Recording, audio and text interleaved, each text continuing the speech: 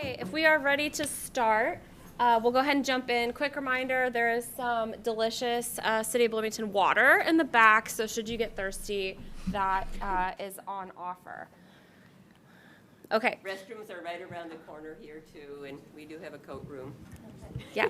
Check it at the door. So during this, we're going to give a presentation. You can feel free to stop myself or Christy at any point to ask a question, just kind of indicate that you have one. This is being recorded for CATS, the public access channel. That's why we have microphones, even though they're not projecting anything, they're recording.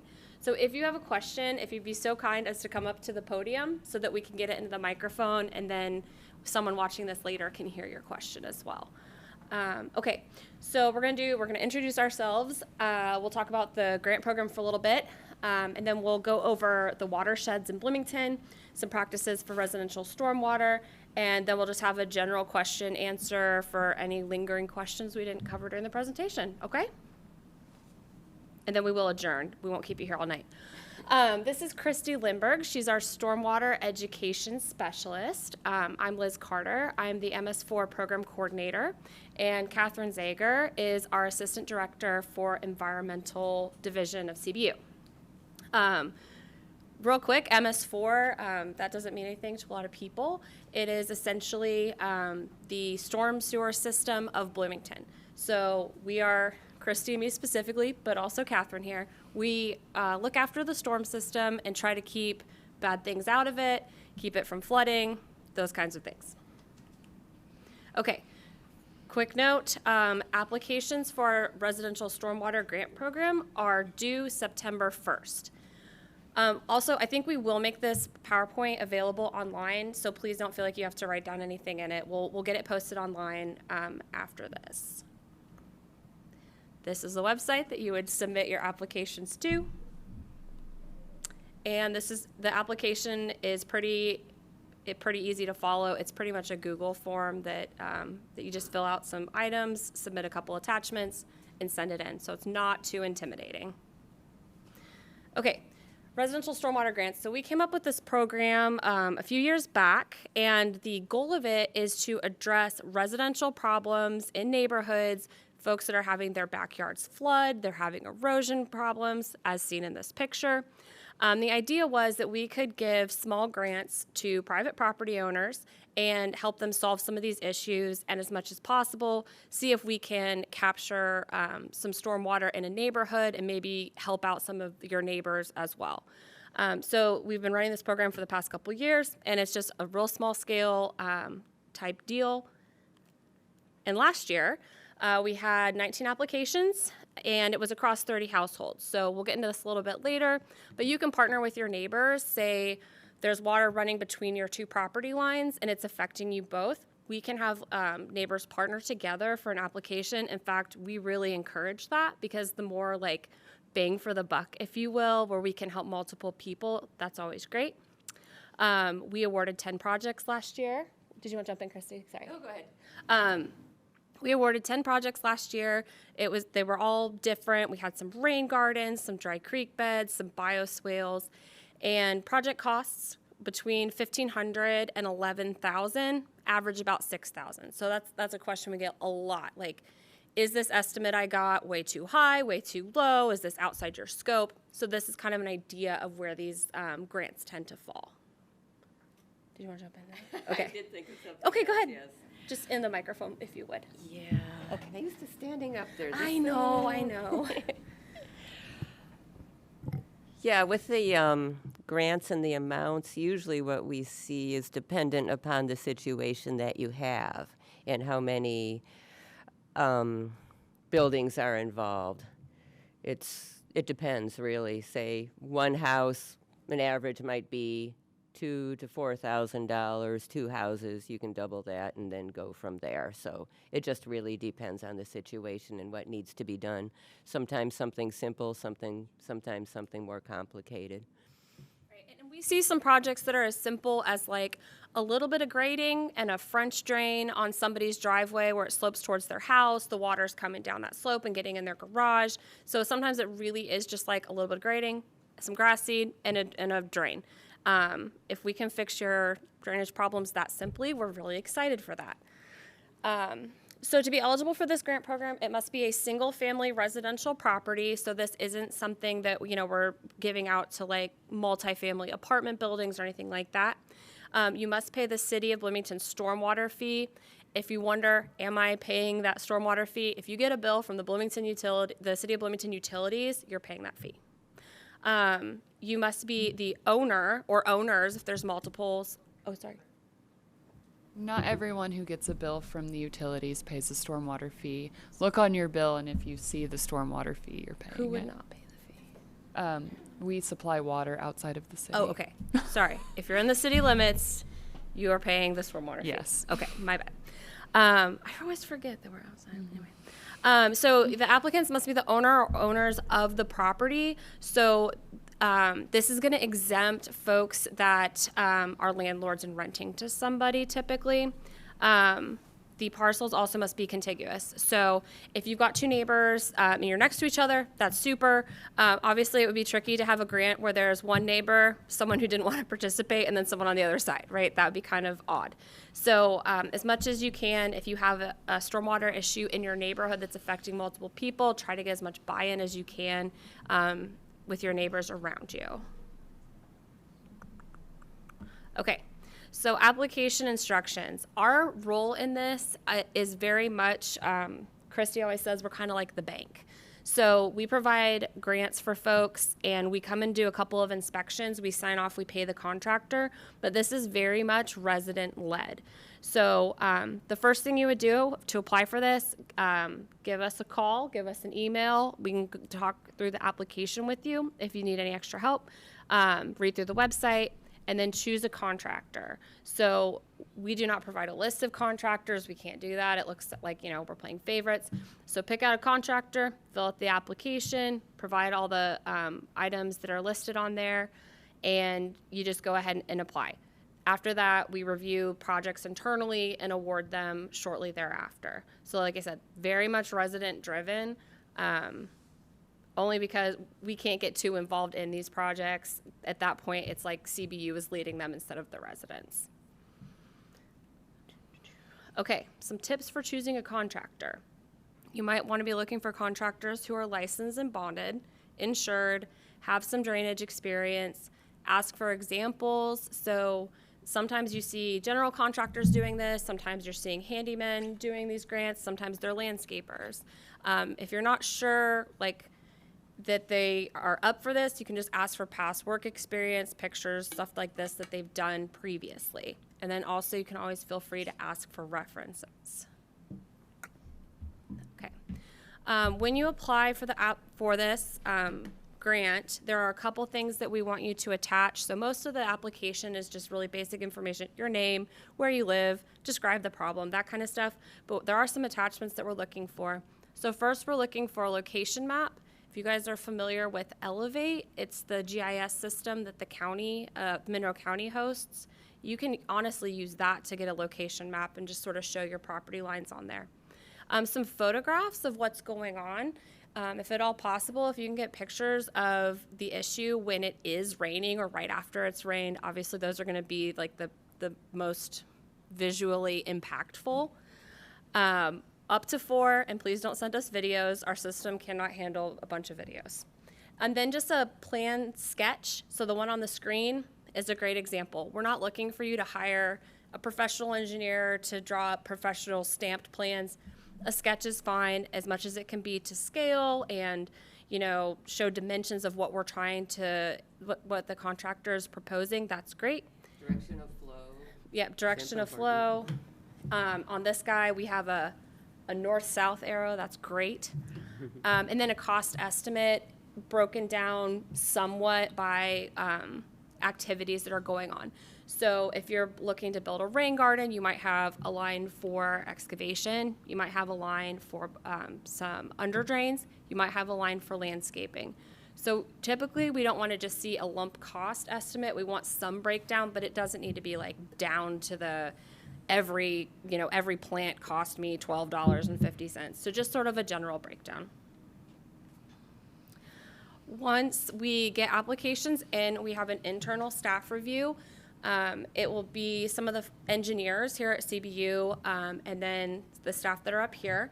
We look at the sketch, we look at, the drainage area, we look at severity of the problem that's going on there, and we also are looking at this proposed solution, is it going to be effective?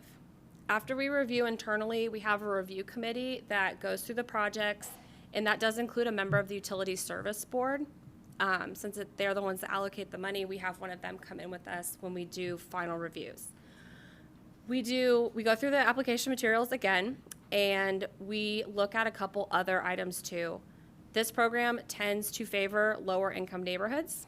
We tend to prefer projects that serve multiple people, if at all possible.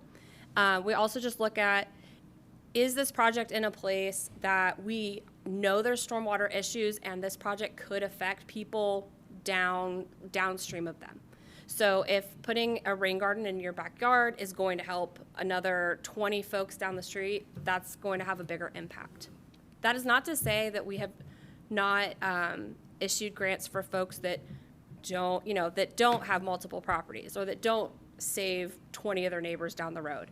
But that is where the preference generally goes.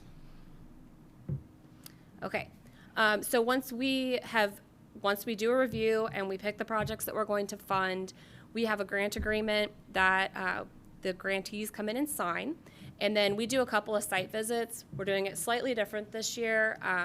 We'll come out mid-project just to see how it's going, beginning to mid. We want to see kind of what we're starting with. And then we come out again at the end just to make sure that everything looks good. We realize that homeowners aren't going to maybe evaluate a contractor's work as well as we do, since we see this stuff all the time. Once we've done the final site visit, we pay the contractor their invoice, and then there is a 5-year maintenance agreement the contractor has with the homeowner. So if what they put in fails or the plantings all die, for no reason, you have a maintenance agreement in there. Okay, on to Christy. So that is basically an overview of our grant program. And Christy's going to talk more about just like stormwater and watersheds and kind of why this is important. And if you guys have any questions about the grant program at this point, you're welcome to ask them. If you'd like to wait till Christy's done, that's fine. Either way. Okay. We will work with you. If you would come up to the podium so we can get you recorded. Okay. And you can form a queue. That would be super. Okay. Whether if we are turned down in one round, can we apply again later? Amazing question. So the deadline is September 1st, but how we're doing this is any application that doesn't get funded stays in the queue for the next year. Great. So maybe there were 8 projects ahead of you that were just really, really good. We'll look at it again next year. Maybe that year, not so many great projects, and you've bumped to the top of the line. Good answer. Yeah, so we're just gonna keep them in, and I think we would touch base with folks before we do the review for 2024 and be like, do you still live here? Are you still having problems before we consider it? Okay, so originally we were told the deadline was February 1st, and we've submitted then. So from what you just said, we do not have to resubmit? Correct. Or we do have to? No, if you already submitted I know in the past our deadline was earlier in the year. We've moved it for a variety of reasons, but if you've already submitted, you're in the queue, and we will review it in September. If you want to add any additional information, or if you were like in a rush to get submitted and you're like, I actually would like to add a couple pictures, you're welcome to do that too. But you are submitted and you will be in the review for this year. Okay, but if we end up needing to go ahead and do work to keep from having flooding issues, does that then knock us out of getting a grant? It doesn't knock you out. I think the issue becomes CBU paying for something that happened before the grant was awarded, right, Kat? Yeah. Right. So essentially, like if you do work, that's not going to knock you out of getting a grant. It's not really going to, change your application too much. If it does change what's in your application, you can reach out to us and explain like, hey, I had to make some changes. I'd like to make some changes to my initial application. However, we can't pay for any work that was done before the grant was awarded. By changing the grant date for us, that makes us lose a year of work to have higher possibilities of more flooding. I mean, my home itself has been flooded. Right. And it's a multi-family effect. So that's why the concern of the deadline being moved. Right, right, we hear that, and thank you for your feedback. Anybody else at this point? I'm curious too, just how folks heard about the program in this meeting tonight, because we try to get the word out through press releases and Facebook and so on and so forth. Who heard about it through press release? Facebook, neighborhood, call out, neighborhood, good. Housing and neighborhood development, yeah, it's a good cross-section. Thanks, yeah, we just want to know what's successful. Your bill. Oh, we yeah, talked the about that bill, earlier, too, that yeah. was great. That's how I Yeah, heard that's about it great. on my bill, but a lot of people don't get the hard copy of their bill anymore, so I went around my neighborhood.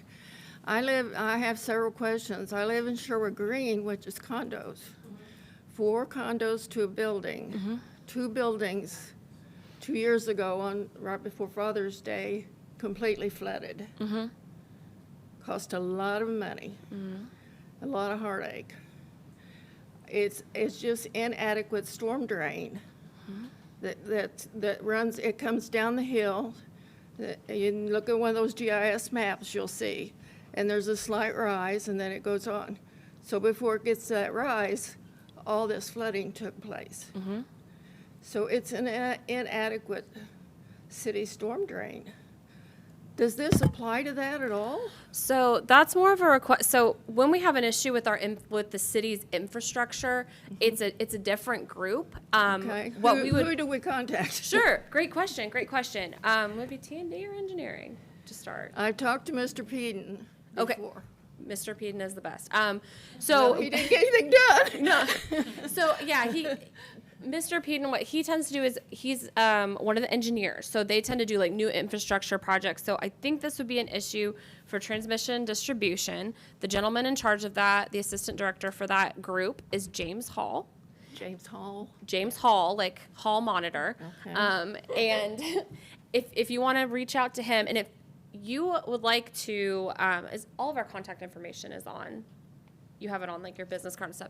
If you wanted to reach out to us, we could give you his contact information Okay. if you grabbed a business card. So yeah, the maintenance of the system that's already there is a different group, and that becomes more of our responsibility because it's our system to look at it, to figure out how it's working, why it's doing It it. is part of your system? It- The storm system? Presumably, we'd have to double check. We definitely have to check if it was part of the city system.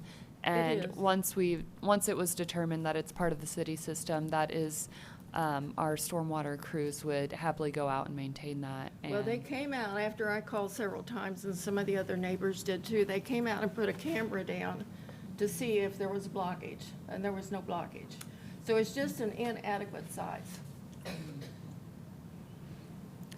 So, I mean, that we do pursue projects like that in the city. You know, sometimes we need to up the drain size. It's not something we're probably going to fix next week, but it is something we can re-up to James and to Phil's attention, because that is a partnership kind of between the two of them if they need to upgrade the infrastructure for an entire neighborhood. Well, I had $10,000 damage, and I got a deal. There's a lady back here said she spent $50,000 correcting hers. So something needs to be done drastically. Okay. We Okay. do hear you. And like I said, if you want to drop us an email after this meeting, and we can get the appropriate folks Okay. pulled together, and we can talk about it again, I'm okay? talking about Westminster Way, right off of Winslow. Yes. Okay. This young lady here, we live in the same fourplex. Well, you don't live there, but we own it. And it got 3 inches within our condo. And we had beautiful flooring with bamboo. It ruined it. And the whole rehab was $50,000. That's what she was saying. And a month later, I have this guy walking out in there. It's a knee deep. It should never be that deep. Of course, it was another 2 feet during that flood. But they say, oh, well, it's fine. But it wasn't raining that hard then. And I understand that the HOA this is their problem, but I have a map here where it shows a 24-inch coming to the end, and then a 6-inch line coming from that to feed into ours, which should have never been, but that's okay. But the structure where the 24-inch it comes into, it's a piece of garbage. It's got a couple blocks out, and then if it was to fill up, it can't run out of there. So you say, well, that's your problem. That's all I get, but it's not. Something far down the line stopped up, and out on Westminster, it was like 2 to 3 feet deep there, and then it was 5 feet back where we're at. So if it gets clogged up in yours, further down the line, it backs up on us, and then we're toast. It's not a good thing. I don't know if they can clean those out periodically or what. That is something they can do. Yeah. Yeah. And we will pass this along. We're just not the folks that Yeah, do I the know. maintenance. You know Well, what I I mean? talked to the engineer, but, Yeah. and I have the paperwork here, but something, like she says, something needs to be done. Well, and like I said, take a business card. Please Mm-hmm. contact us again after the fact. I know it can be sometimes frustrating to have to make multiple Yes. goes with the city, but I will also tell you, I've worked for the city for 6 years now. Sometimes the squeaky wheel does get attention the Yeah. most. So, Start squeaking.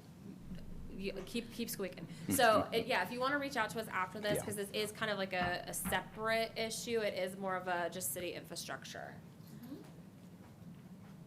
So I have a couple questions. Yes. So in our neighborhood, there's an area where there's a big drainage problem, but in one area, there's a lot of dead trees and dead logs and limbs that also clog up.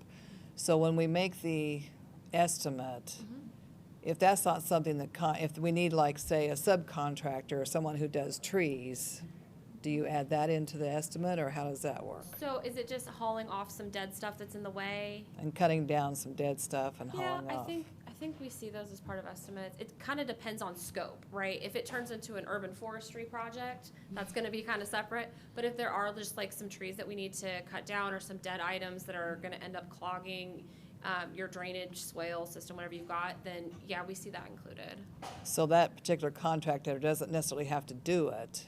I mean, we could have, we just have the cost of that estimated, but someone else could actually do that. So, yeah, typically the contractor that you would see, if he or she is not going to want to do tree work themselves, they probably have someone they usually go to. They'll just Okay. add that to their Oh, estimate. Okay, Yeah, because not everyone that's good at building like a dry creek bed is necessarily going to be comfortable cutting a tree down. right. And then the same thing, if you wanted new trees added, you could just put that cost in for somewhere else.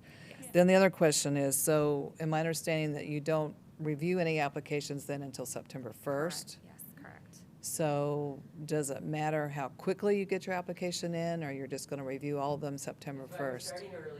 Yeah, that's why Okay. we're trying to start early, so folks have plenty of time. And yeah, we don't give any special consideration to the application that came in today versus the one that came in at 4:45 So the projects that probably day. won't actually get done in '23, is that right? Or when would I would think that they? really depends.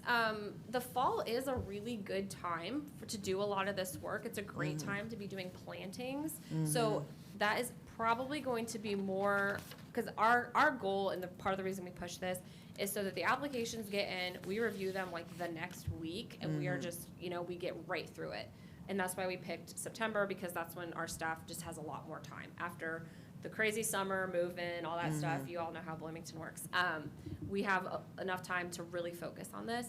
So our goal is to have these grants turned out a couple weeks, potentially after this. So it will kind of come down to the availability of the contractor. Okay. That more than anything seems to hold people up. But if you don't get it done in '23, the money's still there. Oh, yeah. If you had to carry it out, okay. You have it a year, but sometimes that needs to be extended, no problem. Yeah, basically what Christy said. You have a year from when you sign the grant agreement to have your project done. I also, just to speak on the shift in the deadline, because I understand that does cause some inconvenience. This is a learning through experience thing that we've decided on. When we had the earlier deadline, our staff was really busy. We had a longer process, and we found that we were taking a really long time to get back to applicants. And so this way, like Liz said, we'll be able to turn it out a little faster. Hello there. First of all, I want to commend you for offering any kind of program like this because it's very, very helpful. And second, just a couple questions. Who does the email go to Stormwater at bloomington.in.gov? All three of us. All Yeah. three of you? All three of us. Okay. And the other item was, you mentioned some kind of a 5-year warranty or guarantee. So what is that about? Is that is it your responsibility as someone who's hiring someone to work to say, hey, I need you to guarantee this for 5 years? Is that what that was about? I'm not sure I understand that. Mischaracterize it too, so she's gonna. Yeah, so I don't think we require that contractors have a 5-year warranty period. I would highly suggest that if okay. you're looking at contractors, but we do ask that. Trying to remember the grant specifically, but I think there's a 5-year period in which we ask for continued maintenance of the infrastructure. So it's really more continued maintenance because then if you do it yourself, you're saying, I'm guaranteeing it for 5 years. Okay. Yeah. Okay. All right. Thank you very much. Right, so I think we don't care who's doing the maintenance. The expectation though is you keep it up for the 5 years. Yeah.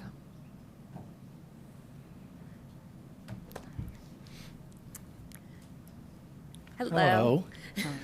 I'd be curious to know how many applications met the February 5th deadline. This year? Yes. 2? I think there were 2. 2? Something like that. Well- It wasn't a hard deadline at that point. Yeah. It wasn't a hard deadline. No. We took the deadline down from the website, right? Right. Pretty. And I think I Early. thought, Christy, you had some language about it being, Oh. Right. was it still showing there? Oof. Here's what, I apologize. I want to be sensitive to your learning experience. And, you've postponed a date because of things you now understand. But I would like you to think about being sensitive to people who met a deadline. And I heard somebody, their house is flooding, they're ready to go, and they don't want, and even though contractors may be more available or better time, I sense they're ready to go. Now, I'm not going to ask, I don't want an answer now, but I would like you to reconsider.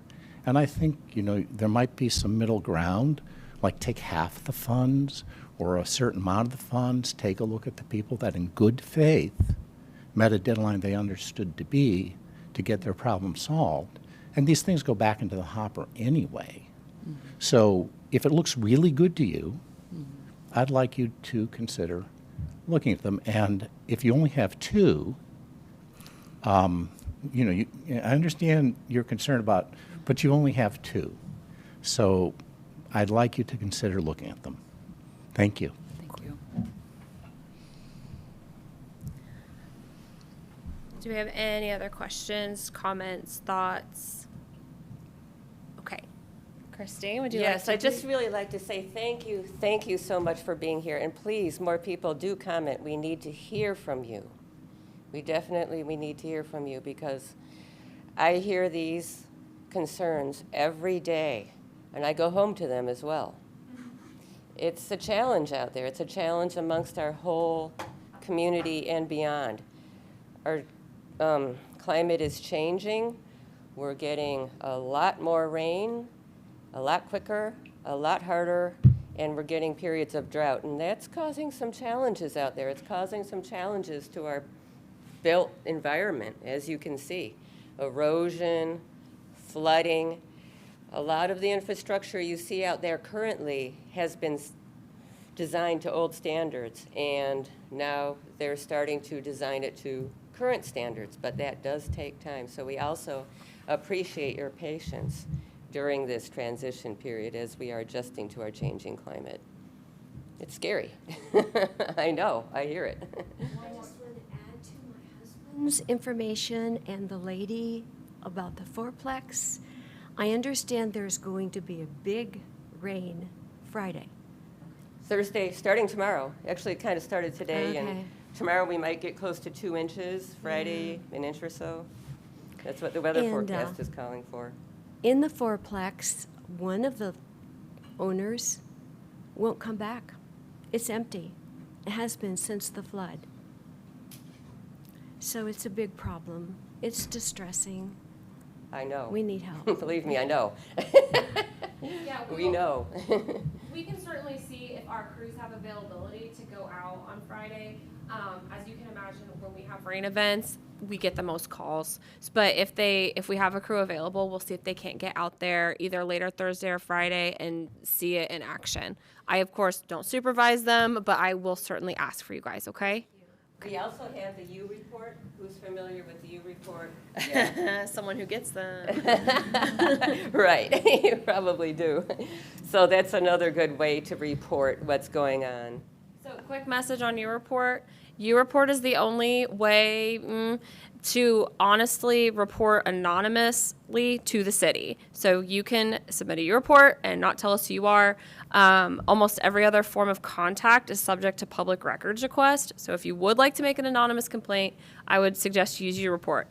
However, if you do submit anonymously, we cannot follow up with you. So if you are popping a U report in there, you got a drainage problem, and you get frustrated that the staff member just closes it, checked it, didn't see anything. If they don't have contact information for you, they can't follow up with you. So if you're putting in a U report and you want to have an ongoing dialogue with staff, please make sure that you provide an email address or a phone number for them to reach out to you, okay? Awesome. Sorry. Thank you, no problem. Your report plug. Also, to give you a little bit more background on, I'm the educator here, not an engineer, on actually what stormwater is and on the program too itself. Stormwater is basically the water that flows over land from rainfall or snowmelt that enters into our waterways. Eventually, the water here, believe it or not, and this is World Water Day, makes its way theoretically all the way down to the Gulf of Mexico. It kind of keeps on heading south and west, and then to the Ohio River, the one that makes that squiggly line at the bottom of our state, and then that flows west to the Mississippi and then down south to the Gulf of Mexico. So that kind of ties it all in. And really what the program was designed to do was to help those with challenges between our public infrastructure and private infrastructure. That's where we see the most challenges are. And it's a new program. I don't know of anyone else across the country that's doing anything like this. We're learning. And yeah, we just talked about our changing climate, but these types of things may be becoming more frequent. And it's not going unnoticed by the city and beyond. Our mayor just made this nice quote yesterday. And we have an opportunity to make a difference. We can all work together nicely with the city, with the staff, with our neighbors, with each other. It's a challenge, but it's a start. And like I say, we don't think it's ever been done anywhere. We're actually getting awards on this because we're crossing that line and making things happen when they used to not be. We also have other programs besides the residential stormwater grants that help with stormwater. We have Adopt a Drain. Some of you might be interested in signing up for that. We have storm drain marking, where we ask people not to dump into these because they do drain to our natural waterways. We have stormwater education series, and we are starting to put together more and more videos. And those are all online too. We actually have our own YouTube station, so we're kind of excited about that. So we provide some really good educational resources out there as well. Yeah, and some of the practices you're probably wondering, well, what the heck can we do? One of the main ones that you may have even heard of are called rain gardens, and they are lovely little depressions in the ground that are created and can include amended soils. Basically how they work is the water can flow from either your gutter system, downspouts, and then across the land, and then into this lower level. That's why we talk about grading, depression in the earth. And another thing is that we really like to see these planted with native plants. I'm not sure who's all familiar with native plants, but they're designed, quote unquote, to work with our environment where we live. And they have deeper roots. They can handle a lot of rain, they can handle a lot of drought, depending on where they're planted. And they can bring that water down. They can filter it and they can bring that water down into the ground rather than having it run off. So they can filter and infiltrate, which is really important. And a lot of these are absolutely really beautiful too. In addition to rain gardens, actually, Kat's a real good person to ask about rain gardens too. She has good background in that. Bioswales are basically like a linear rain garden, if you will. Some of these require under drains too, to drain to a lower area. Dry creek beds. We like dry creek beds, but we don't want to see people's whole entire yards covered in stone, so we encourage that also native plants are involved. They can slow down the water in between. Actually, these logs were planted with native plants that came up later, and they're again help with slowing down the water, infiltrating, filtering. It's good stuff. Let nature work for you. That's why it's there. Bioretention ponds, starting to see more of these. And then we can do retention on, maintenance on retention and detention ponds. Retention ponds are built to hold the water for a longer period of time than just detention ponds that detain it. There again, native plants all around the circumference and inside. Native plants can also, the taller vegetation can also help keep geese away and keep the pond cleaner. So we deal with also, besides just water quantity, water quality. Driveway culverts, we can help you replace those. Takes a little bit more effort on our behalf, so we ask people to let us know as soon as possible if they're looking into replacing that so that we can get that lined up. And this is the website that we ask you to submit to. It's bloomington.in.gov/utilities/stormwater/grants. And there again, you saw the first page of the submittal form. Our contact information, again, stormwater goes to all three of us, stormwater@bloomington.in.gov. And more questions? If any.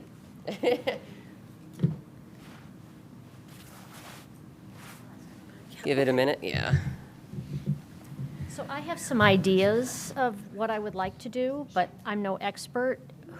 Would you all be willing to come out and tell us what would work best or what you would recommend, or is that really for us to go to a contractor to ask? It's the second one. So the idea for this is that really CBU's involvement is somewhat limited, right? We look at applications, we review them, we fund them, we check them at the end. We don't get terribly involved with the giving advice. I would say if it's the kind of thing, if you wanted to give us a call and say, hey, do you think this might work? I mean, we can have kind of a casual chat about it. Okay. But yeah, in terms of us coming out, looking at your property and saying, you know what you should do? You should have a rain garden. It should be this size, and here's what you should plant. That's just not our role in this. And that honestly is because it's private property. That's fine. Thank you. Anyone else?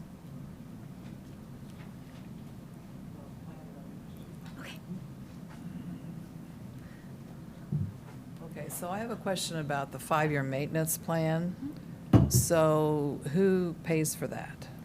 So that's between you and the contractor. So the expectation is that whatever's put in there is maintained. So in some cases, can I borrow this clicker real quick? Okay. Christy showed, for example, this dry creek bed. This guy is not going to be very hard to maintain. It's a lot of rock for the most part. So like the maintenance on that's not going to be terribly difficult. In that case, we're not probably going to see a homeowner have the contractor do maintenance for them over time, because this is a pretty simple guy. When we get into, a rain garden, the biggest maintenance is dealing with the plants. So the question of who maintains it, that's really kind of between the homeowner and the contractor. If you want the contractor to maintain it, that's fine. If you'd like to maintain it yourself, you just like gardening, also fine. We just ask that it is maintained for the 5-year period. So, okay, so if you put something in and unfortunately it's not working, then whose problem? I mean, that's just our problem, or, I mean, is that something that we have to go back and repay for, or what happens with that? I think it kind of depends on what we mean by not working.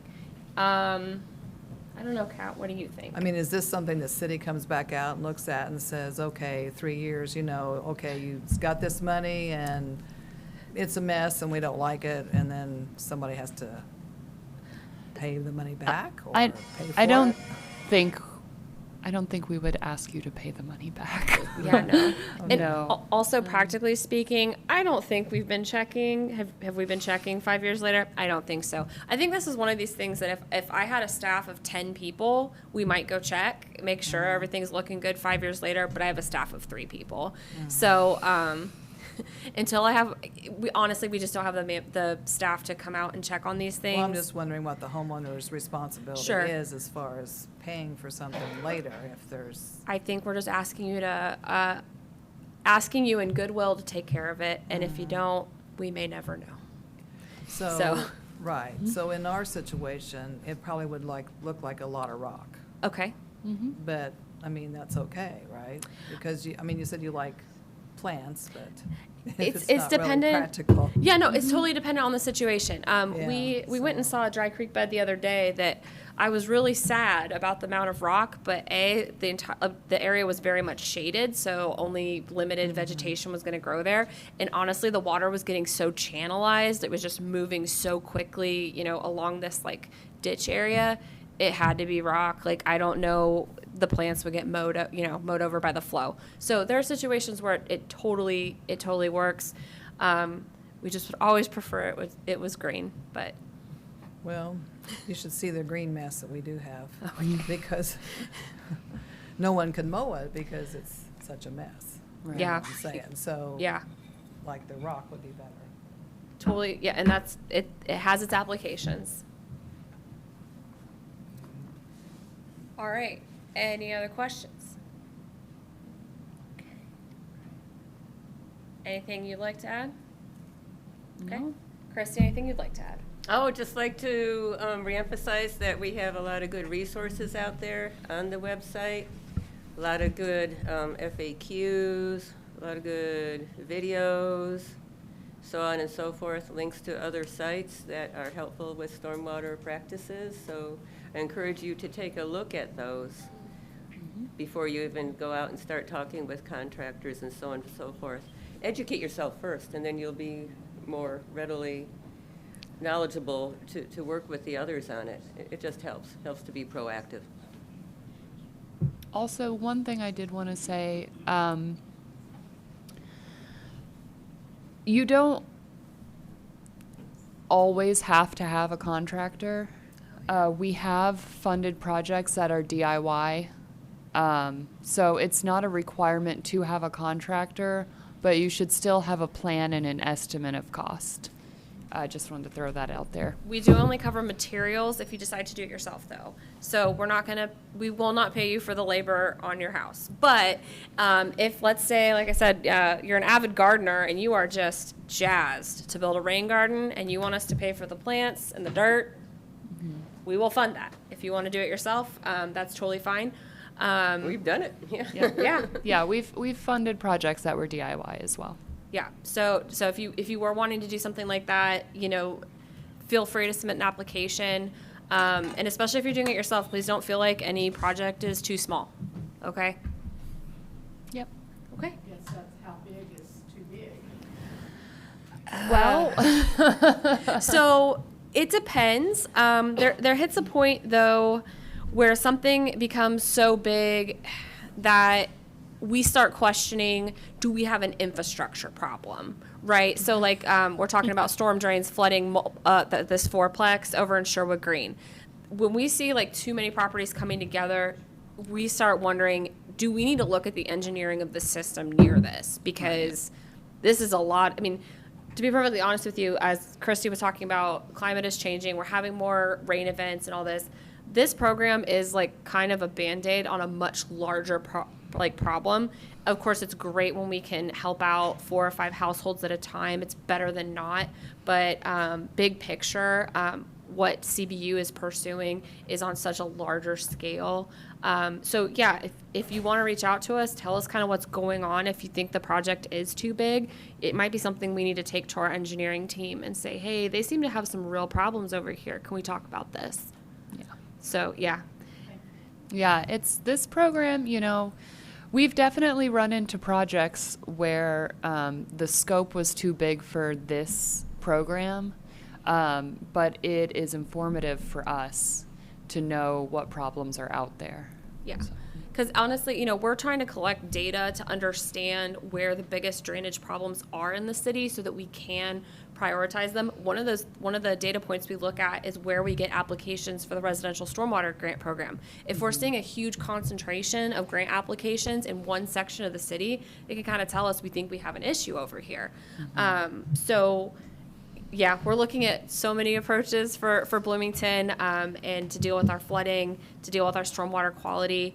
But this is an important one. And yeah, if you think it's too big, let us know what's going on because we might be interested or the engineers might be interested.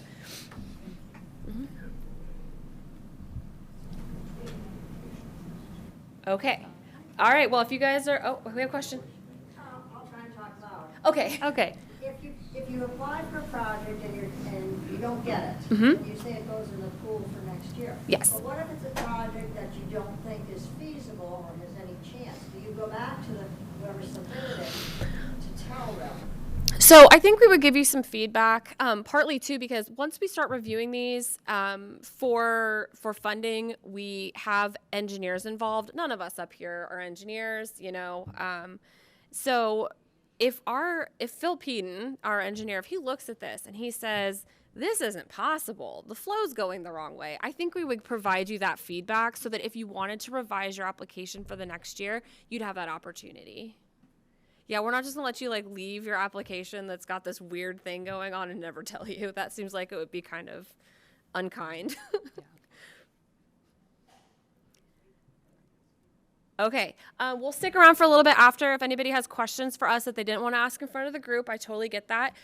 This is Christy, I'm Liz, this is Catherine, just a reminder. And yeah, if you want to pop up and ask us anything, we'll hang around. Otherwise, just make sure that you signed in. We had materials on the table if anyone needed to grab it on the way out, and we look forward to your applications. Okay. Thank you.